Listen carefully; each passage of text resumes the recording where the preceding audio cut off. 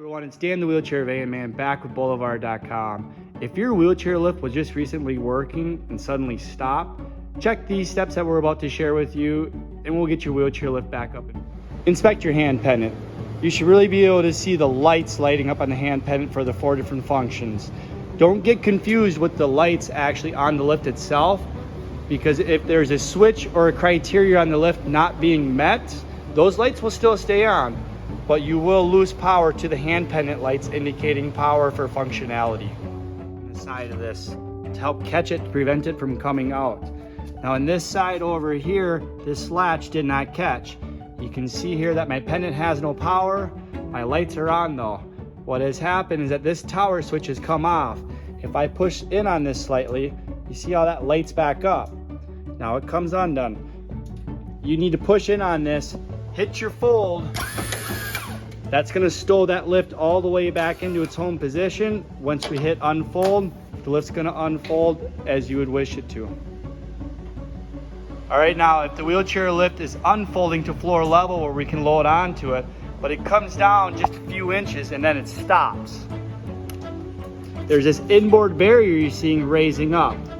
Now, on the back side of this inboard barrier is what's called an IB up switch.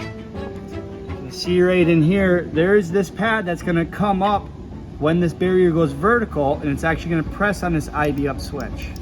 If this does not fold up within a couple inches of this coming from floor level, the lift will come down, then suddenly stop. So inspect to make sure that this is making contact with the switch. This switch can also become defective, even though this is making contact somewhere in the switch itself when the wiring has failed. At floor level, set to the side and inspect your actual platform. This platform is looking very level to the ground and almost has a little bit of preload onto it. If the end of your platform looks to be hanging low, that's going to cause issues once we get down to the ground and we're starting to have our upper barrier feet wanting to work properly. So if our lift is coming all the way down to the ground, we're loading incline onto the platform, it's starting to come up and then it stops, we need to pay close attention to our outboard barrier.